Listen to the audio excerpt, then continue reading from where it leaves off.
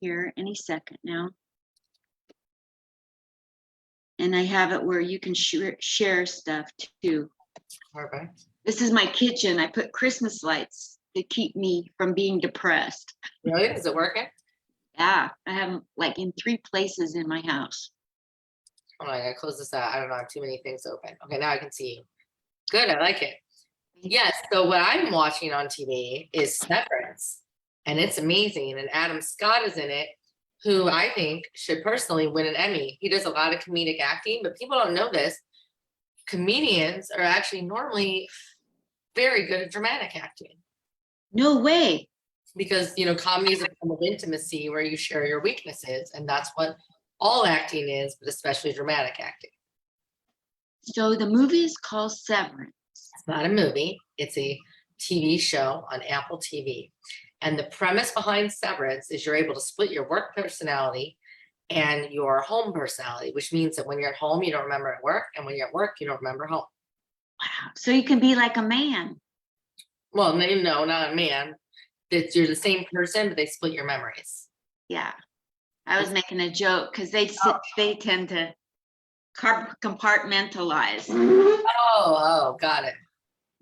I thought it was like a trans commentary, like someone wanted to be a man at work, and they come like, no, not because there was that show.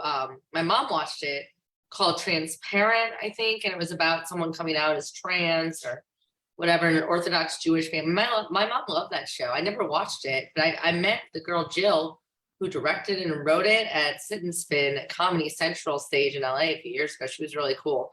And I remember that at the time I was having a really hard time, like wrapping my mind around like what non-binary was. And that week she said, I forget what she said, that I'm, you know, during, you know, I'm a woman for most of the year, and then during swimsuit season, I identify as a man. And I thought that was funny. And then someone else, and I don't know if I read this or someone else said, when you're non-binary, so you think of stuff as, we think as humans, stuff is binary, 0, 1, 2 and 1. You're black, you're white. This is black or white. You're driving or you're not driving. You're asleep or you're awake. But even in like real life, we have all these middle states.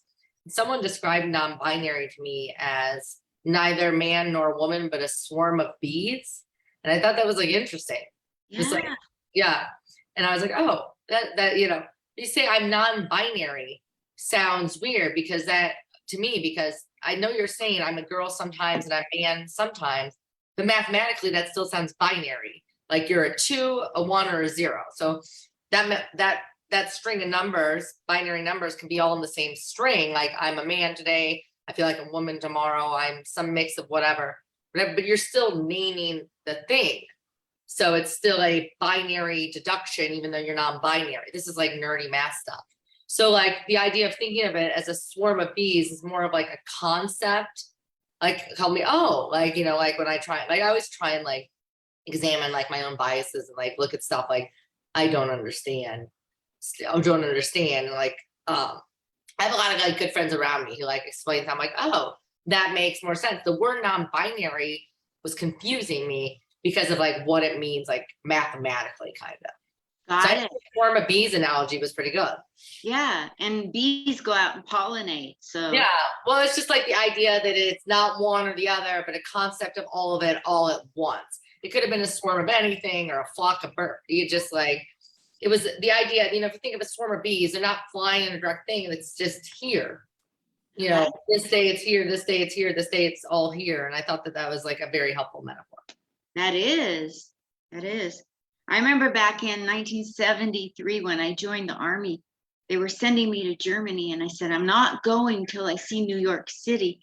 Well, I was in Fort Dix, so it wasn't a problem. I got on Greyhound and got to the Penn Station on the bus, went to the bathroom, and there was this tall, like Harlem Globetrotter person standing next to me washing its hands.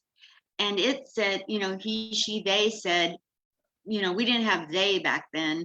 They said to me, do you have a comb I could borrow? And I reached in my purse and I said, you can just have it. And like, you know, I was a little bit taken aback because I never saw anything like this. And they said to me, don't be afraid. I dressed like this so that it was a man dressed as a woman, and they said to me, I dress like this so men will look at me. And it opened my eyes. Isn't that interesting? I was proud of my dad because recently I have a friend, his name's Sham Ibrahim. He's a drag queen he has his own show. He does pop art. He's amazing. But we went to grade school together. And I was like telling my dad something, Sham's boyfriend, he's gay or whatever.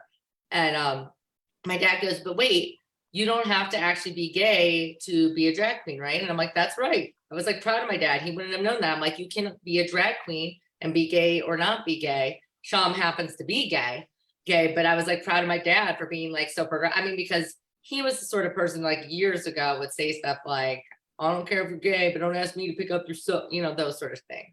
Yeah. So I would like, then, like everything, desegregating and getting to know people who are different than you. He had a guy who worked for him named Kevin who was gay, and then he became less prejudiced. It's all that. And so I was like proud of him for knowing that, because that's something he wouldn't have known several years ago. Yeah, that's so cool. In Portland, we have drag queen brunches. Oh yeah, they have those everywhere. Yeah, those are so fun. Oh my God. What are you talking about?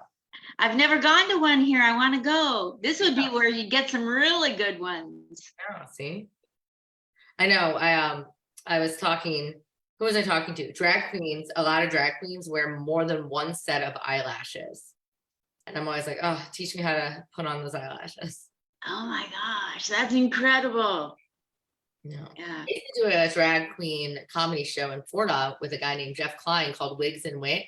And it was like mixed drag queen comedy at night. And it was great. It was a lot of fun. How incredible. Like drag queens in general are like excellent performers. And if you're in Vegas doing drag queen, you're a great performer usually. Yeah. We have this one drag queen in Portland, Bolivia Carmichael, and she can act, does acting scenes that are impersonations of like Lucille Ball, but she's doing it in a scene and it's real acting. It's not like shtick. Yeah, awesome. That's cool. Yeah, she's my favorite drag queen in Portland. I don't like Portland at all, but I like the rest of Oregon because you have Dutch Brothers, and Dutch Brothers started there, my favorite coffee place. So the only reason I like going to my dentist is if there's a Dutch Brothers right across from him.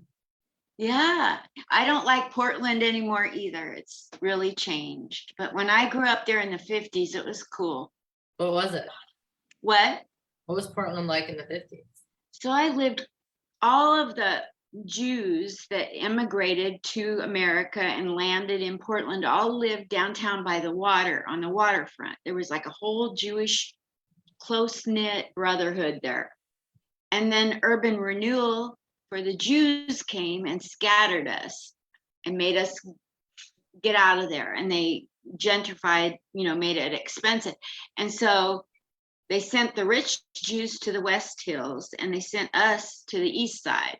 And so when living out in the East Side, you're out in the farm country with the raspberries and the strawberries. And, we were a long way from anything. And, like I thought it was the only Jew in my high school. I had a school of 4,000 students. Now I go back through the yearbook and see all these Jewish names, but you feel so you were in such a close knit, and now you're dispersed and you think you're all alone, and I wasn't. I just Where'd you get your ring? I love your ring. Which one? The blue one. No, the other one. This one? Yeah. I got it at the Boulevard Mall at the place right by the recruiting station where outside they have some dolls on an etagere that you can buy, and inside it's like jewelry. Cool. So the Christmas lights, you said you put up the Christmas lights to keep from getting depressed. How does that help you? The lights, I don't know, they, how like I think that lights, if it's a happy thing. And it maybe it subconsciously reminds you of Christmas or the holidays or family. Yeah, that's cool. I grew up as one of like 50 Jews in Illinois, in Peoria. Everyone moved to Chicago. And we had a Christmas like light thing every year in parades. I have like a lot of good memories from like being in the snow and watching like the light parade. I always like loved Christmas. Sang carols and like everything. I sang in the choir. I know whenever I'm with someone who knows I'm Jewish and then their Christmas carols, And then I know like the third and fourth verse of Wishing You a Merry Christmas. They're like, why do you know this? I'm like, now bring us some figgy pudding. And they're like, what the hell, Lindsay? And I mean, I do know all of them.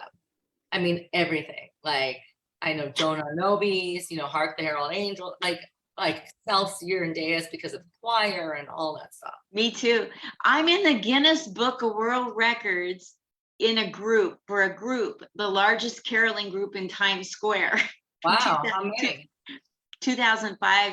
It was in 2005, and the whole place was full of people. I don't know how many people, but I got the thing in my pictures to prove it. That's awesome. Yeah, I was caroling. They put your name in the book? No, they probably just they gave me a thing, and we're the yeah. That's so cool. Yeah, so I like to sing too. I've been in a lot of choirs. That's why I joined the what? You're in the choir now? No, I'd love to join a group and sing. Yeah, that's what you should do. That probably keep a lot of depression away. Yeah, I have a lot of depression. No, well, it's the military needs to do a better job of treating that.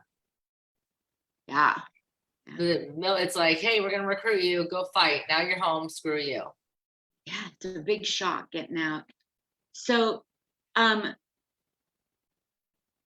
getting out, you say that's so interesting that you say that, like, what it's like for people. It's like going on a ride. I just have a lot of friends in the military. Yeah. I'm around a lot of military people. I perform on a lot of bases. I mean, even before comedy, I had a lot of friends in the military. I see also in crime, you see a lot of old vets who are homeless, stealing and things like that because they're desperate. Yeah, so sad. Yeah, very sad. Let's not talk about that. It's supposed to be a comedy thing. I know. So you're watching the hearings, you said, and the news, but I want to know what you're watching comedy-wise or like just fiction. I am a cheapskate when it comes to paying for cable, so I have a Fire Stick. And I go and look at these shows. What? Me too. I have a Fire Stick. And so I go and look at comedy shows that are on there for free, and I don't know if I want to watch them. I can't make a decision if I want to watch a movie based on a picture. And I don't see descriptions of what it's about. So then you don't know. So I turn on the comedy, anything comedy I watch. Like I'm watching comedy, people do their comedy. Like I was watching Brian Regan. I was like, show me how to do this without being dirty. He lives here. He does? Mm-hmm. No. But his audience, he hates performing in Vegas because his audience is not a Vegas audience. But he does live here. Well, that's cool. Dennis lives here too, his brother. Wow. Disney Gooch and Adam Dominguez posted a picture of seeing him in a bar the other day on Adam's birthday. That is so cool. So cool. And somebody saw Bill Burr. Oh yeah, Maya DiGiorgio. Did you see Louder Milk on Amazon? No. Brian Regan acts in it so well that I did not know that was Brian Regan until the 5th episode. What? Louder Milk is on Amazon Prime. It is worth buying. It's so good. Louder Milk? Yeah, like exactly what it sounds like. Like louder, like the sound, and milk like you drink. Louder Milk. I have to go see that. And it's on Amazon Prime. Yeah. What's been your favorite comedy you've ever watched, like sitcom-wise? Sitcom, favorite comedy. I know this is very controversial, but I adored Friends. I liked it. I don't know why people, I liked it. It was fun. It was. I like Two Broke Girls too. I love Two Broke Girls. It was great. That was that Whitney Cummings wrote part of that. No way. Yeah, she sure did. I like Whitney Cummings. Did you see her latest special where she introduced her own sex robot? No. Yeah, she actually had a sex robot made in her name. Oh my God. Her image, I guess. That's incredible. Have you met her? Never. I've waved at her at like the Comedy Store before, but I've never like met her. Nice. Who's the most famous person you've ever met? Most famous person I ever met. Okay. What? Comic. Oh, comic. Let's see.